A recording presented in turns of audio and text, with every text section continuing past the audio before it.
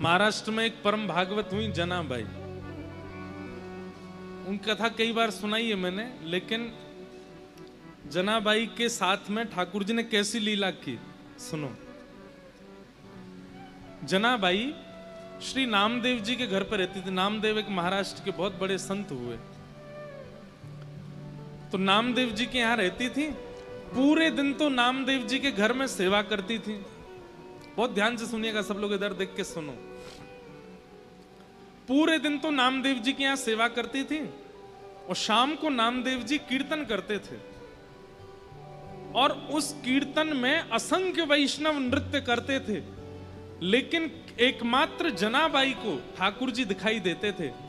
नामदेव जी जब कीर्तन करते तो ठाकुर जी नाचते हुए आते थे और खूब जोर से नाचते थे। कहते हैं श्री जनाबाई मंदिर नहीं जाती थी, तो नामदेव जी ने एक दिन टोका, ए जना तू मंदिर क्यों नहीं जाती? बोले मंदिर वो जाएं जिनको ठाकुर जी बाहर नहीं मिलते, मुझसे तो रोज मिलने आते हैं। आप जब शाम को कीर्तन करते हो, इतने सारे वैष्णव आते हैं, तब बीच में पीतांबरी पहन करके विठोबा भी आते हैं, विठल भी आते हैं और आके नृत्य करते हैं।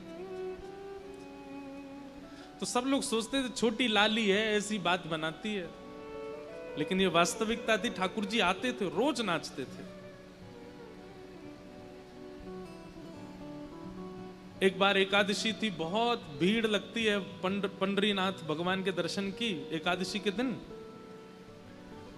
तो जनाबाई आज नामदेव जी से क्या बोली, आज एकादशी है। बोले तो और दिन से आज कीर्तन थोड़ा कम कीजिएगा। बोले क्यों? बोले आप कीर्तन करोगे, विठोबा आएंगे, वो सुबह से थके हुए हैं, और आप बहुत जोर जोर से कीर्तन करोगे तो वो नाचेंगे, और वो नाचेंगे तो पहले से थके हुए और थक जाएंगे। इसलिए मेरी प्रार्थना, आज कीर्तन कम करना। तो सब लोग कहते, बोले अरे जना तू कैसी बात करती है, बल्कि आज तो एकादशी, आज तो और दिन से ज्यादा कीर्तन होगा। तो जनाबाई रोती थी, चरण पकड़ लेती थी। बोले मैं आपके हाथ जोड़ रही हूं, आज कीर्तन कम करना, नहीं तो विठोबा के पांव में दर्द हो जाएगा। लेकिन कौन माने, जब तरंग आती है कीर्तन में तो सब नाचते हैं और जोर जोर से नृत्य होने लगा। इतने में ठाकुर जी आ गए, तो जनाबाई सबके पास जा जा करके बोले मत नाचो, बैठो, आप नाचोगे तो विठोबा भी नाचेगा और उसके पांव में दर्द हो जाएगा, बैठो बैठो। सबको बैठाती। ठाकुर जी बोले ए जना तू सबको बैठा मत, नाचने दे। बोले आपके पांव में दर्द हो जाएगा, आप थके हो सुबह से। तो ठाकुर जी कहते तू चिंता मत कर, ये जब सब चले जाएंगे मैं तेरे से पांव दबाने आ जाऊंगा, तू मेरे पांव दबा लियो। तब भी जनाबाई कोने में बैठी बैठी रोती रहती, और जब खूब जोर से मृदंग बजती तो कान पे हाथ धर लेती। बोले आज इतनी तेज मत बजाओ, वो देखो कितनी जोर से उछल रहे हैं विठल। जब सब चले जाते, सब सो जाते, रोती रोती जनाबाई पुकारती कब आओगे, मुझे पांव दबाना है। तेल लेकर के बैठती, घी लेके बैठती। फिर ठाकुर जी आते रात को, और रात में जैसे ही ठाकुर जी आते जनाबाई की गोद में पांव धर देते, ले दबा ले। तो फिर जनाबाई ठाकुर जी के पांव दबाती, पांव में घी लगाती और फिर डांटती ठाकुर जी को, तुम मानते नहीं हो ना, मैं इतना मना करती हूँ आपको और उछल उछल के नाचते हो, इतनी जोर से नाचते हो। कुछ खाया आपने? ठाकुर जी बोले हाँ पूरन पूली खाई। अच्छा, और कल क्या खाया था आपने? बोले कल भी पूरन पूली खाई। और परसों क्या खाया? बोले परसों भी पूरन पोली खाई। जनाबाई बोली रोज पूरन पोली खाते हो? बोले मंदिर में यही बनता है, रोज एक सा ही प्रसाद बनता है। तो जनाबाई बोली मैं कुछ और बना के खिलाऊं? तो ठाकुर जी बोले बनाओ। तो जनाबाई बनाने लगी। ठाकुर जी बैठे थे तो जनाबाई बोली बैठने आए हो बस, मेरे छोटे छोटे हाथ हैं, मैं भी तो थक रही हूँ, चलो आओ मेरे साथ बनवाओ। तो ठाकुर जी सब्जी अमनिया कर रहे थे जनाबाई के साथ। ऐसी लीला करते। अब यहां क्या दिख रहा है आप लोगों को? अनुकूलता। ठाकुर जी अनुकूलता दे रहे हैं, लेकिन ऐसा हो ही नहीं सकता कि ठाकुर जी किसी को मिले और प्रतिकूलता ना आवे। एक दिन जनाबाई चक्की पीस रही थी, इतने में ठाकुर जी आ गए, और ठाकुर जी आकर के बोले ए जना सुन। बोले हाँ, तेरा मुझे पद बहुत अच्छा लगता है, तू पद बहुत अच्छा गाती, चल मुझे पद सुना दे। तो जनाबाई पद गा रही थी। अब पद तो मुझे याद नहीं, मराठी भाषा का पद है, लेकिन बहुत प्यारा पद है। तो ठाकुर जी, जनाबाई ऐसे चक्की चला रही है और पद गा रही है, और ठाकुर जी ऐसे हाथ की टेक लगा करके बढ़िया प्रेम से सुन रहे थे जनाबाई को। धीरे से बीच में ठाकुर जी उठे, बोले ये चक्की पीसना बंद कर, इसकी घर घर आवाज आ रही है ना, तो मुझे तेरे स्वर सुनाई नहीं दे रहे, इसको मत पीसे। तो जनाबाई बोली काम कैसे छोड़ दूंगी, काम तो पूरा करना पड़ेगा ना, और इतना ही तुमको सुनने का मन है, चलो हाथ लगाओ, तुम पीसो, मैं सुनाती हूँ। ठाकुर जी बोले ठीक है मैं पीसता हूँ। ठाकुर जी पीसने बैठे चक्की, बोले तू गा के सुना। सब लोग इधर देखो, विशेष रूप से VVIP वाले, आगे वाले, आप लोग ही बहुत डिस्टर्ब करते हो, इधर देखो। ठाकुर जी चक्की चला रहे हैं, जनाबाई गा रही है। अब गाते गाते जना क्या हुआ, ठाकुर जी इतने आभूषण पहन के गए थे, वो आभूषण चक्की से टकरा रहे थे, तो उनमें से आवाज आ रही थी। तो जनाबाई नहीं गा पा रही थी, तो जनाबाई बोली मैंने चक्की छोड़ी तो क्या आप भी कम हल्ला नहीं कर रहे, इतना सारा गहना पहन के आते हो, छम छम छम छम आवाज करते हैं ये सब, इनको उतार दो। तो ठाकुर जी ने सारे गहने उतार करके वहीं धर दिए और प्रेम से चक्की पीसने लगे, जनाबाई गाने लगी। सुनते सुनते पद इतने में ही मंगला के घंटे घड़ियाल बजने लगे मंदिर में। ठाकुर जी तुरंत उठे, अरे जना मंगला का समय हो गया, मैं दौड़ के जाता हूं, मंदिर में पुजारी आ जाएंगे। और ठाकुर जी दौड़ करके गए और मंदिर में जाके ठाड़े हो गए। लेकिन रात में जो गहने पहने थे वो वहीं छोड़े आए जनाबाई के। कपाट जैसे सुबह खुले तो ठाकुर जी के श्री अंग पर एक भी गहना नहीं था। और जब वो गहने नहीं मिले, और गहने तो छोड़ आए, ऊपर से एक गलती और करके आए ठाकुर जी। क्या? ठाकुर जी बोले अगर मैं ऐसे जाऊंगा तो सब पुजारी पहचान जाएंगे, जनाबाई एक काम कर अपनी सॉल दे दे मुझे। तो जनाबाई की सॉल लपेट के और गए। मंदिर में जैसे ही पहुंचे, कपाट खुले, पुजारियों ने जैसे ही देखा ठाकुर जी को, पहले देखा आभूषण कहां गए, ठाकुर जी के आभूषण कौन चोरी कर ले गया। इतने में ही नामदेव जी मंगला का दर्शन करने आए थे, तो मंदिर में हलचल हो रही थी। नामदेव जी बोले क्या हो गया? बोले ठाकुर जी के आभूषण नहीं मिल रहे हैं, कोई चोरी कर ले गया है। तो जैसे ही देखने गए तो आभूषण नहीं देखे, तो वो बोले लेकिन ये सॉल मैंने कहीं देखी है, ये सॉल तो देखी देखी लग रही है, क्योंकि नामदेव जी के घर में जो काम करती जनाबाई उसी की सॉल थी। अचानक से अरे ये तो जनाबाई की सॉल है।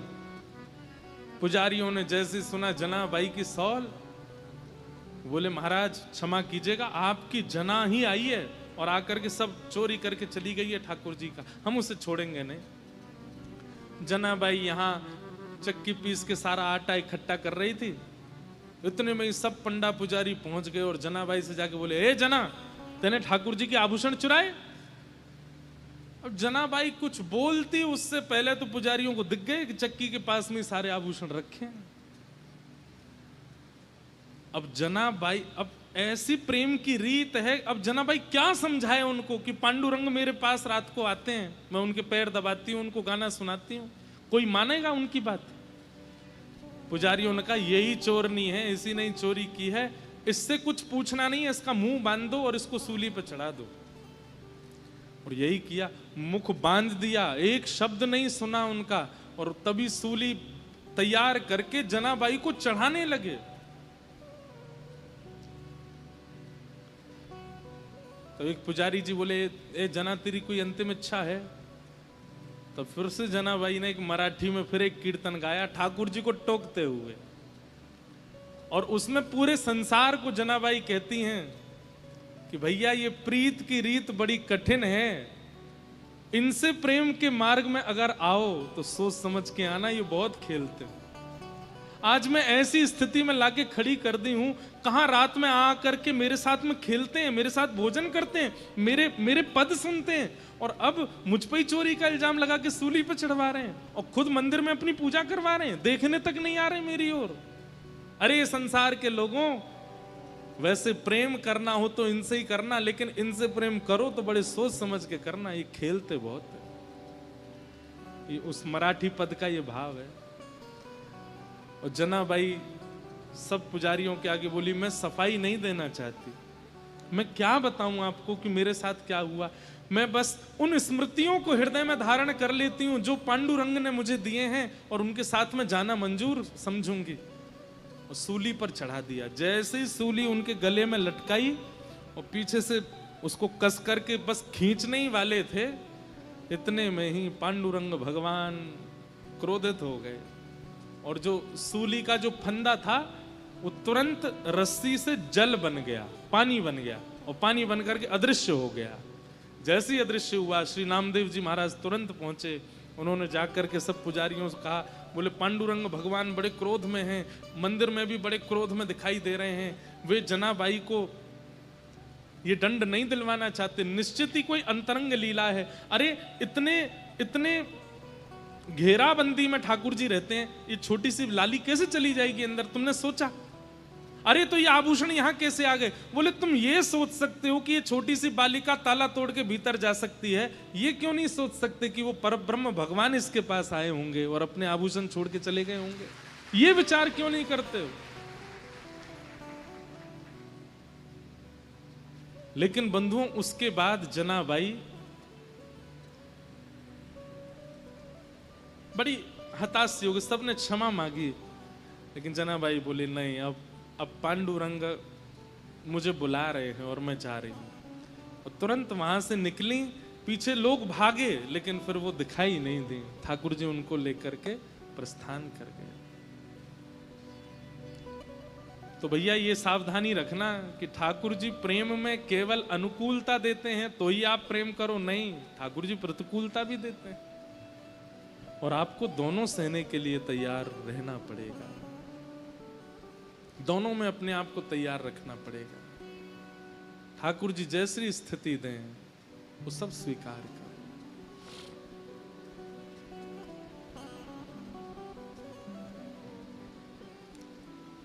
तो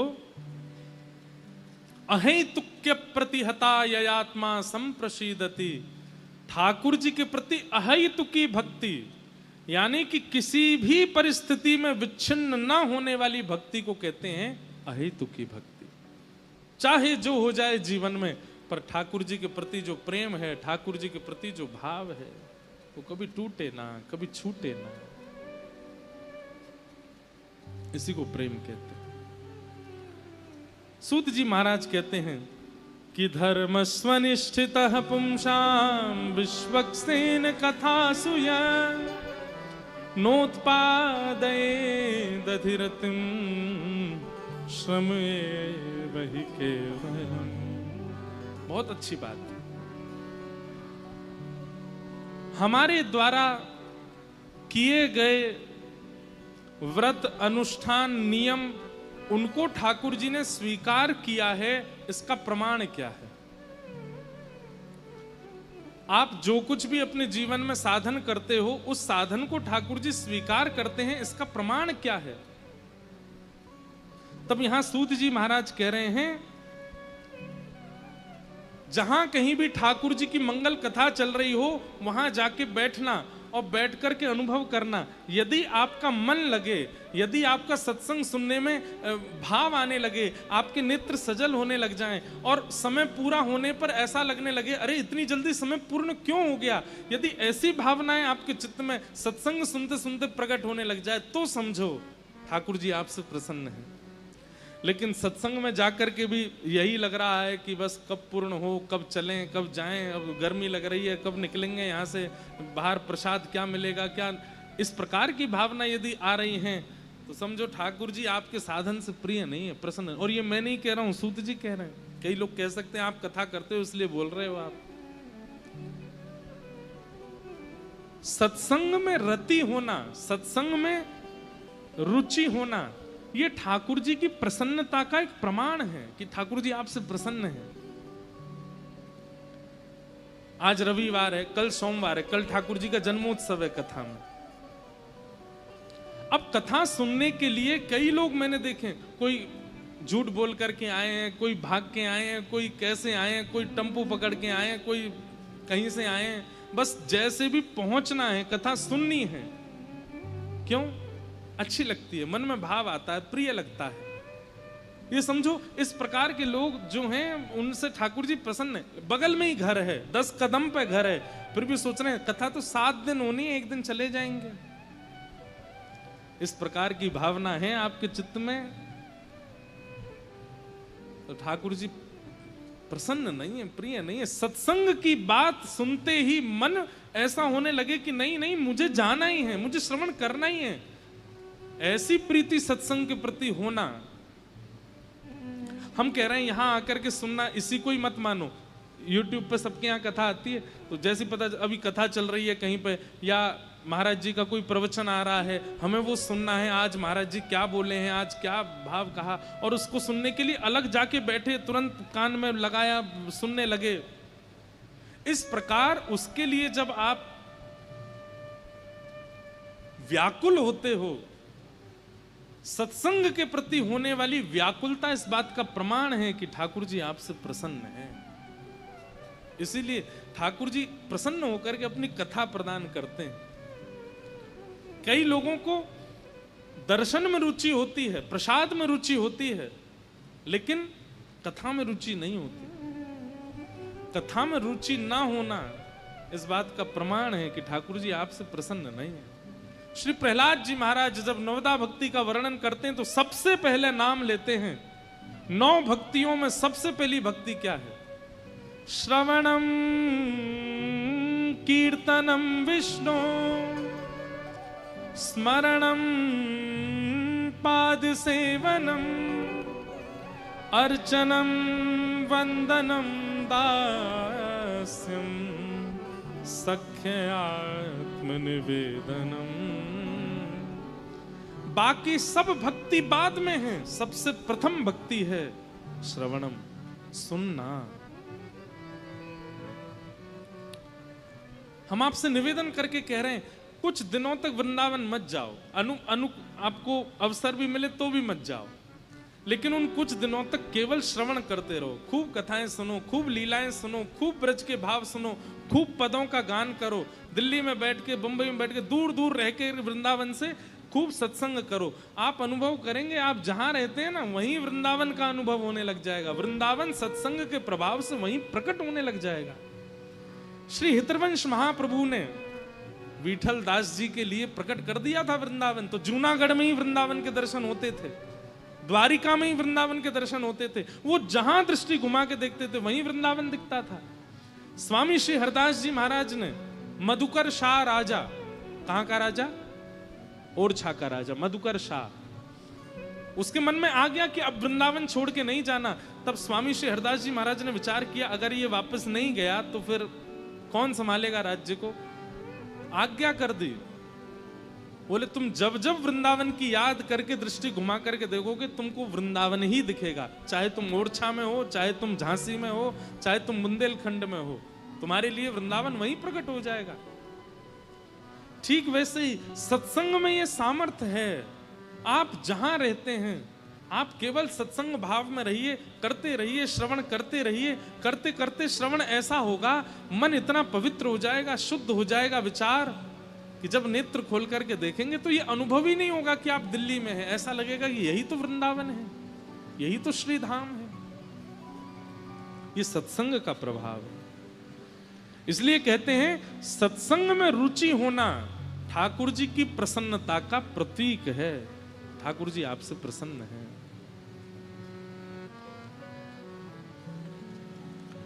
सूत जी महाराज इस प्रकार सब भाव बता रहे हैं और कहते हैं अब मैं तुम्हें भागवत की रचना का विषय बताता हूं। वेदव्यास जी महाराज ने मानव कल्याण के लिए अनेक ग्रंथ लिखे, लेकिन तब वेदव्यास जी महाराज के चित्त में आया कि अभी मैंने जितने भी ग्रंथ लिखे हैं उनसे मेरे हृदय को तृप्ति का अनुभव नहीं होता, संतुष्टि का अनुभव नहीं हो रहा है। ऐसा क्या लिखूं जिससे मुझे संतोष हो जाए। तब नारद जी महाराज आए और नारद जी महाराज ने आकर के कहा कि आपने इतना कुछ लिख दिया फिर भी आपको संतोष नहीं हुआ। बोले यही तो बात है, इतना कुछ करने के बाद भी असंतुष्टि क्यों है? असंतुष्टि का मतलब क्या होता है? सब लोग इधर देखो, ध्यान से सुनो। कई बार आप खूब भक्ति करते हो फिर भी आपके चित्त को संतुष्टि नहीं होती। आप खूब मेहनत करते हो अपने काम में, फिर भी आपको संतोष नहीं होता। खूब धन कमा लेते हो, फिर भी आपको संतुष्टि नहीं होती। खूब नाम यश वैभव ऐश्वर्य कमा लेते हो, फिर भी आपको संतोष नहीं होता। सामने वाला व्यक्ति आपके लिए सब कुछ कर देता है, लेकिन फिर भी आप उससे राजी नहीं होते। ये असंतुष्टि का कारण चित्त में है। क्यों है? आपके अंदर ज्ञान तो है, आपके अंदर वैराग्य तो है, आपके अंदर पारिश्रम तो है, लेकिन आपके अंदर प्रेम नहीं है। जिसके चित्त में प्रेम नहीं होता वो सदैव असंतुष्टि रहता है।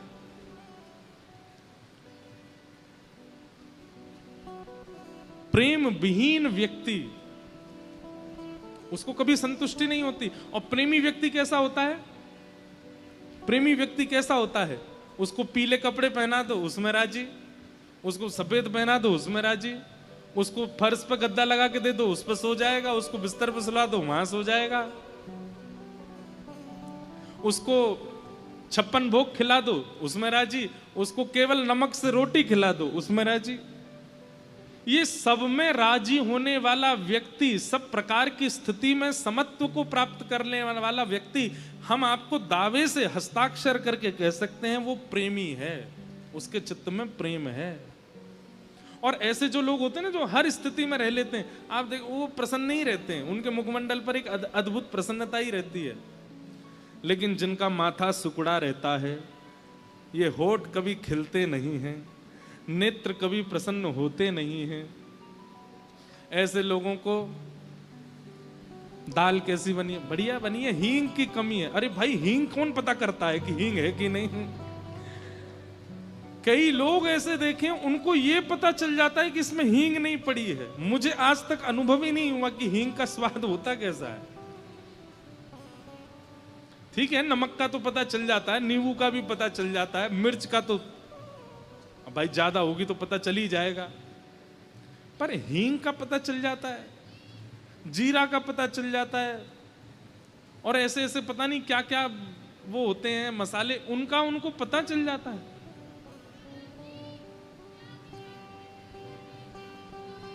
क्या कह रहे हैं? क्या? वाह! अब मैं बोलूंगा नहीं तो सब सुन लेंगे, जिनने नहीं सुना। अच्छा, कुछ ऐसा नहीं कहा उन्होंने। तो अब मैं क्या बोलूं? ये तो गलत बात हो गई यहाँ पे। तो क्या बता रहा था मैं? हाँ, तो कैसे पता चल जाता है पता नहीं, लेकिन प्रेमी व्यक्ति का लक्षण है वो हर स्थिति में प्रसन्न रहता है।